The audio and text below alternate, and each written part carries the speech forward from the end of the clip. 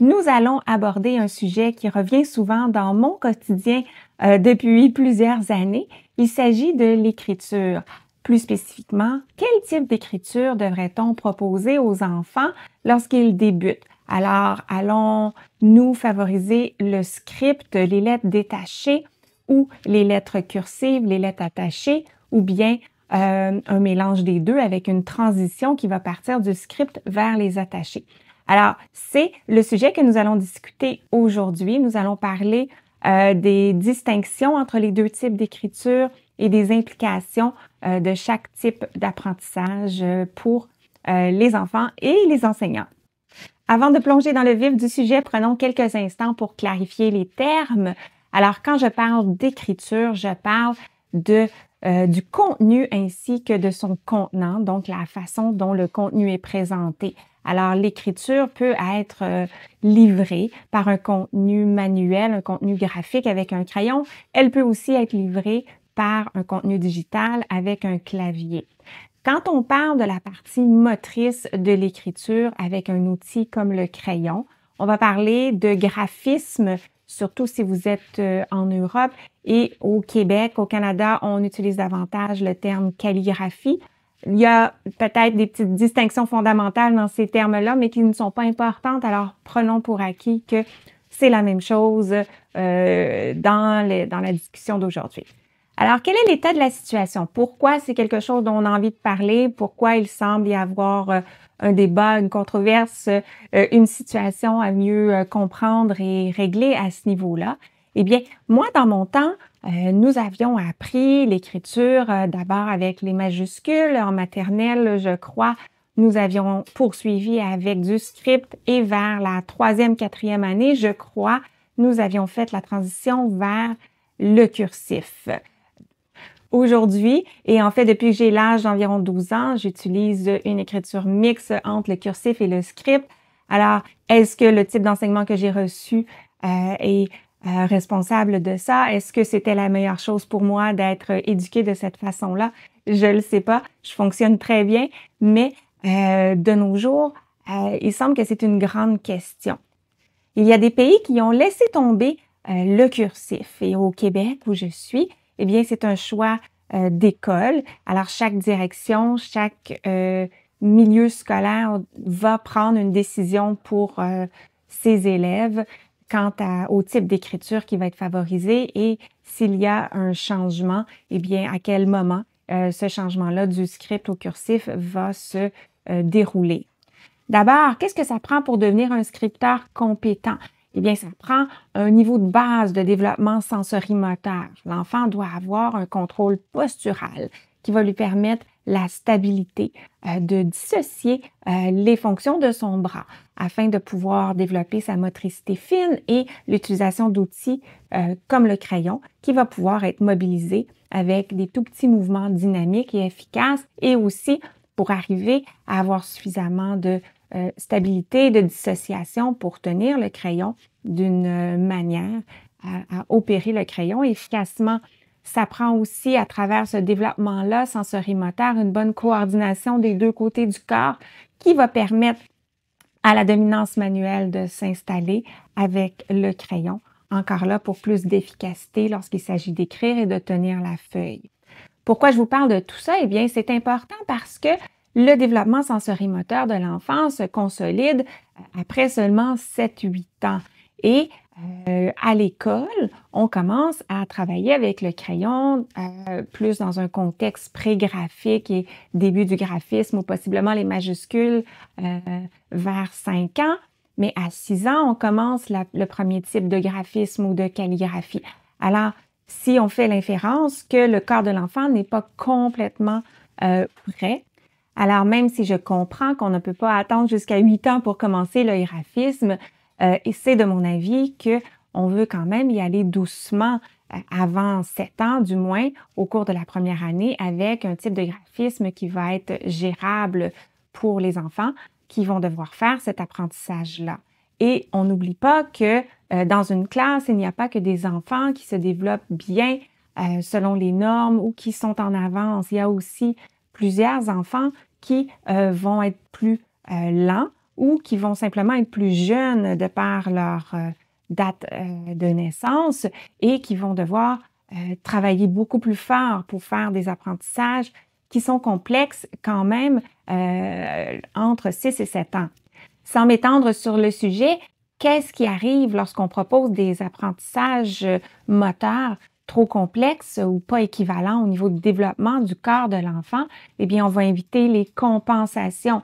C'est quoi une compensation? Bien, ça peut être une posture particulière, ça peut être une prise du crayon particulière, toutes des façons de faire qui vont viser à compenser le fait que le corps n'est pas tout à fait prêt pour faire ce travail-là. De plus, on peut amener l'enfant en surcharge par rapport à cette tâche-là et lui faire perdre intérêt pour s'investir dans les apprentissages. Le niveau de concentration, lorsque le corps n'est pas prêt, va être beaucoup plus grand et même si on fait de bons enseignements au niveau de la direction des tracés, écrire sur la ligne et tout ça, l'enfant va devoir mettre tellement d'énergie à se souvenir et à produire le tracé avec le crayon que ça pourra se faire aux dépens des apprentissages parallèles qui sont également très, très essentiels à l'apprentissage d'un graphisme qui va être lisible et d'une vitesse éventuellement adéquate et adaptée au niveau scolaire et aux attentes pour cet enfant-là. Pour votre information, l'apprentissage de l'écriture, ce n'est pas inné. La motricité l'est, la tenue du crayon, l'utilisation des outils l'est. Mais l'apprentissage de l'écriture, c'est quelque chose qui doit être appris. Et si c'est quelque chose qui doit être appris, c'est quelque chose qui doit être enseigné. Alors, quelles sont les différentes caractéristiques de l'écriture script et de l'écriture cursive qu'il faut savoir pour faire une décision éclairée par rapport à ce qu'on veut proposer aux enfants? Notamment à cause de la composante langagière, linguistique, les lettres. Alors, si c'est quelque chose qui doit être appris, c'est quelque chose qui doit être enseigné. Il y a deux phases dans l'apprentissage de l'écriture, du graphisme.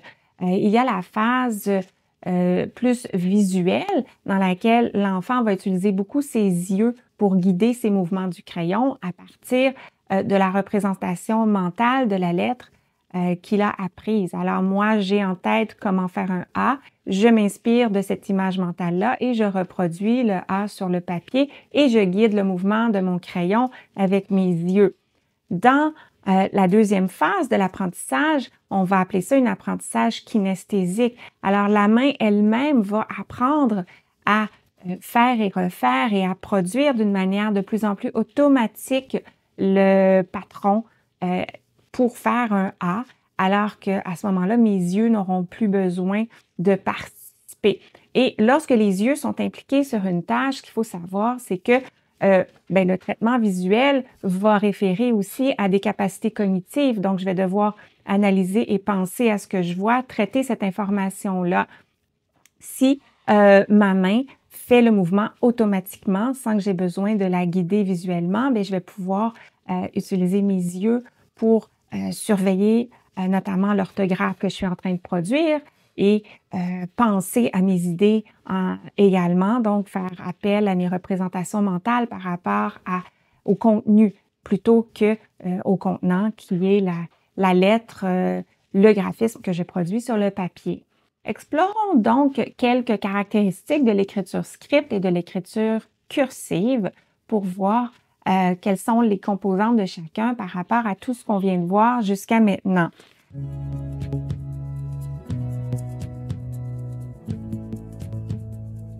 Lorsqu'il s'agit de l'écriture script, eh bien, l'avantage, c'est que c'est plus simple. D'emblée, les lettres sont toutes séparées, donc c'est plus facile de les comparer. C'est plus facile d'accéder également à une image mentale qui va avoir été intégrée d'une manière individuelle. C'est le type de caractère que je vois aussi tous les jours dans les livres, sur les panneaux à l'extérieur. Il n'y a pas beaucoup de matériel disponible autour de moi quand je suis un enfant qui est en cursif. Alors, cette partie-là, au niveau de l'intégration de la forme et des différentes versions possibles de la lettre, bien, j'ai moins accès lorsque je suis en cursif. C'est aussi une écriture qui est plus lisible au début, donc c'est plus intéressant pour les enseignants qui travaillent avec ces enfants-là parce que tant que l'écriture n'est pas maîtrisée, les lettres sont séparées, c'est plus facile aussi de les reconnaître. Quels sont les désavantages du script? C'est que c'est moins facile à automatiser. Pourquoi? Parce que chaque lettre a son propre patron moteur. Donc, pour automatiser les lettres du mot « allô », eh bien, j'ai besoin d'aller chercher 3 automatismes moteurs et les coller ensemble. C'est aussi une forme de graphisme qui demande de l'inhibition motrice. Je vais devoir arrêter mon geste entre chaque lettre afin de laisser un espace et de reprendre la prochaine lettre. Alors, si moi j'ai un système nerveux qui a de la difficulté à s'inhiber en général, bien, ça se peut que ça soit un petit peu plus compliqué pour moi à ce niveau-là. Je viens de le mentionner, au niveau de la gestion des espaces, ça va demander un peu plus de planification et de concentration. Au niveau des inversements aussi, parce que la lettre peut être produite d'un côté ou de l'autre et j'ai pas la connexion entre les 2 lettres ou un automatisme moteur pour diminuer les chances de faire une inversion durant l'apprentissage.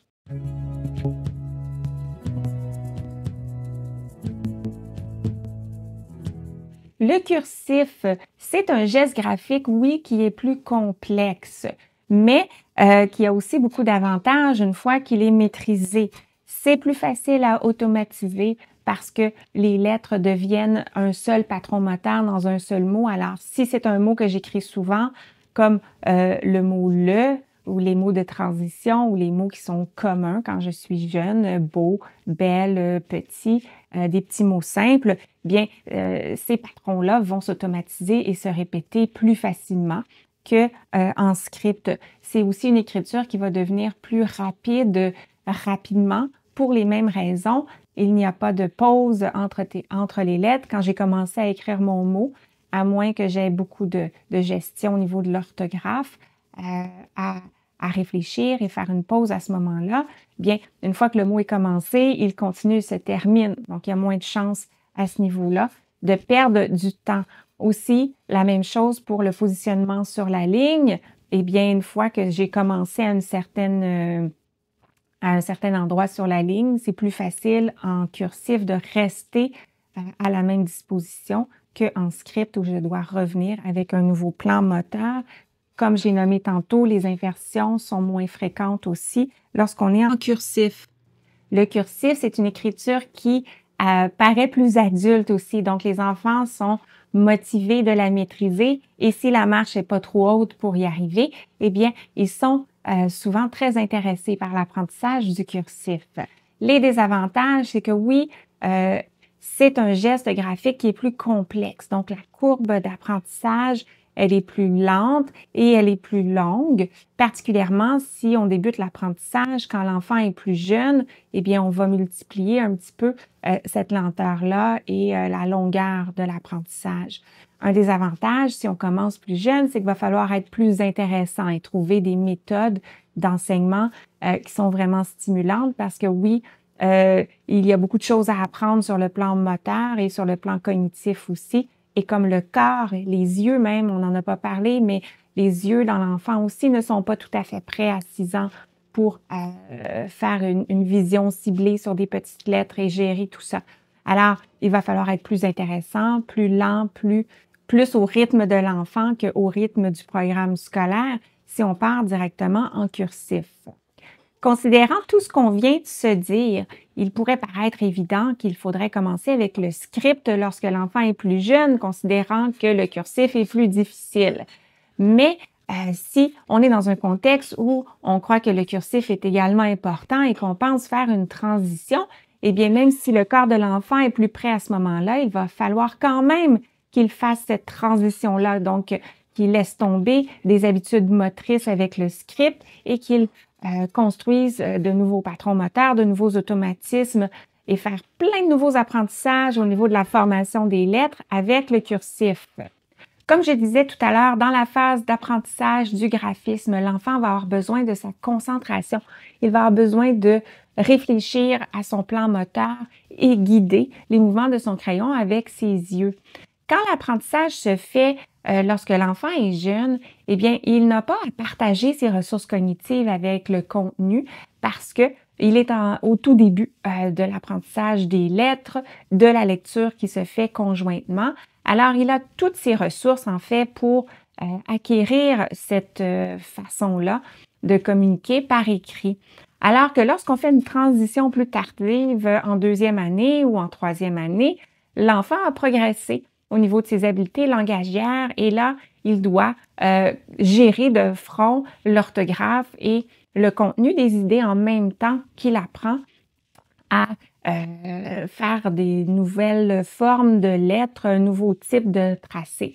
Et là, il y a une compétition entre les ressources cognitives pour l'apprentissage du cursif ou pour le contenu. Ce qui va faire que l'enfant qui a un petit peu plus de difficultés va délaisser un des deux.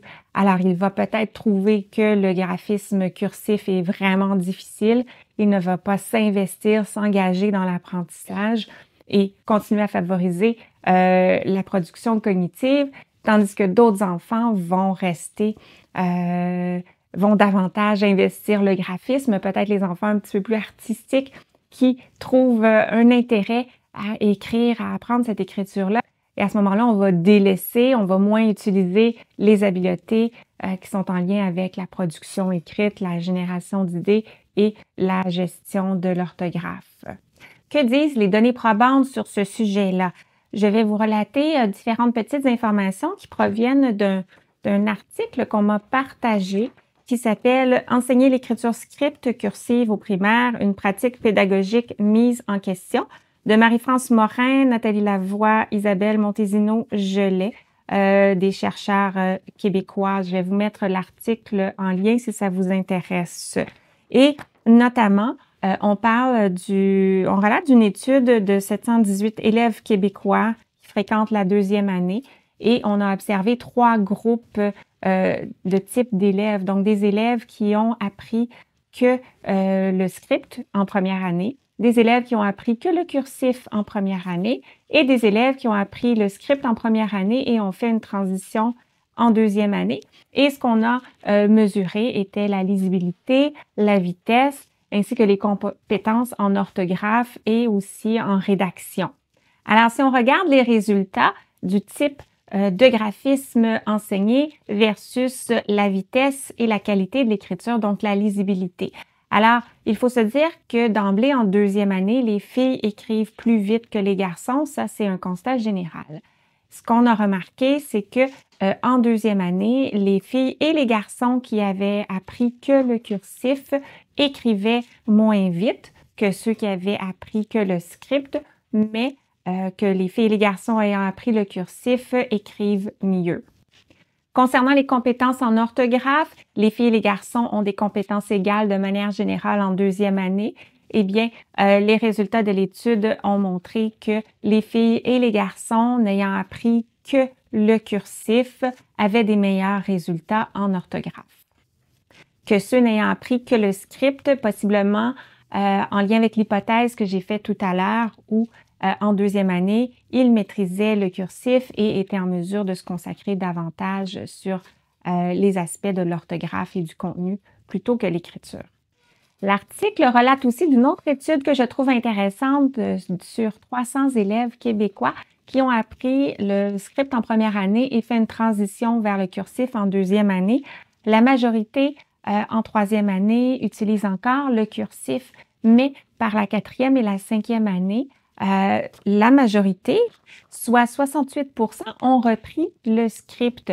Il y a différentes hypothèses qui sont énoncées pour expliquer ça, du fait que la transition peut-être n'a pas été suffisamment longue et que l'enfant, à cause du partage des ressources, a dû laisser tomber l'investissement pour bien automatiser et maîtriser le cursif et revient au script.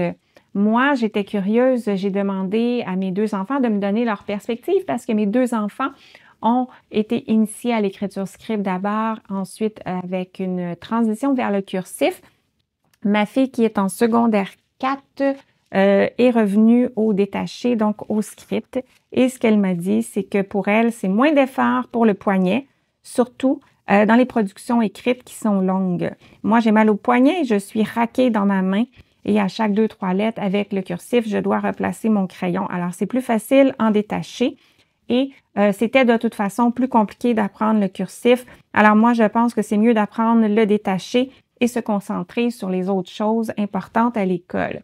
Et mon fils, qui termine sa 6e année, aussi privilégie le détaché, et bien qu'il a une très belle calligraphie en lettres attachées, mais dans son écriture de tous les jours, lui, ce qu'il trouve, c'est que c'est moins utile et que les enseignants auraient avantage à passer plus de temps sur un apprentissage plus approfondi du script pour que les enfants puissent bien le maîtriser sans faire de transition. Enfin, concernant la qualité des productions écrites, ce sont les élèves qui n'ont appris que le cursif qui vont démontrer une meilleure syntaxe dans leur production écrite. Par contre, au niveau de la longueur, tous les types d'enseignement démontrent une belle progression à la fin de la 2e année. En conclusion des résultats de cette étude de Morin, Lavoie et Montesino-Gelais de 2011, il semble qu'un apprentissage double, soit d'abord le script suivi d'une transition vers le cursif, serait moins payante à long terme et que peut-être la favorisation d'un seul type, que ce soit le script ou le cursif, serait d'abord la première chose à considérer dans un milieu scolaire lorsque vient le temps de faire une décision. Et le cursif, selon ces résultats-ci, serait peut-être la modalité la plus intéressante, mais il n'y a pas encore beaucoup d'études à ce sujet-là et il s'agit d'observer et de prendre une décision éclairée en fonction des besoins des élèves de chaque milieu. Ceci dit, en tant qu'ergothérapeute, le message que j'aimerais également transmettre est que peu importe la modalité d'écriture qui sera favorisée par le milieu scolaire, je pense que c'est essentiel que les enseignants aient accès à des ressources et des formations qui vont les aider à mieux comprendre les implications de chaque type d'écriture et les meilleures voies d'enseignement et surtout le meilleur rythme d'enseignement pour accompagner les enfants dans ces apprentissages-là et sans oublier des apprentissages quant aux différentes adaptations et façons d'accompagner les enfants qui vivent des difficultés ou qui ont des besoins dans leur développement. Pour ceux et celles qui me connaissent déjà, vous savez que j'aime les analogies, que j'aime les histoires. Alors, en terminant, j'aimerais comparer la modalité d'écriture script et la modalité d'écriture cursive à un tricycle et un vélo. Alors, le script serait comme le tricycle. Alors, le tricycle, c'est plus facile à maîtriser, ça demande moins de capacité et ça demeure nécessaire de faire un effort constant pour pédaler pour que ça avance. Tandis que le cursif demande beaucoup plus de base dans le corps, il faut prendre plus de temps pour le maîtriser, mais une fois que c'est fait, on a un momentum dans les jambes, ce qui va permettre de libérer rapidement les ressources cognitives pour gérer l'environnement, pour ne pas avoir d'accident, plutôt que rester concentré sur les mouvements des jambes. Alors, commencer l'écriture cursive très tôt serait comme demander à des enfants peut-être un peu jeunes d'apprendre le vélo. Alors, il va falloir y aller plus doucement et accompagner chacune des étapes sans les brusquer pour ne pas qu'ils perdent intérêt. Mais apprendre le script et rester au script, ce serait comme rester avec un tricycle au fur et à mesure que l'on vieillit, donc c'est moins pratique, c'est moins automatique. Alors voilà, je vous laisse faire quelques inférences avec cette histoire-là. Alors voilà, je vous ai donné beaucoup d'informations. Je pense que vous en avez suffisamment pour poursuivre la discussion entre vous autour d'un café. À bientôt!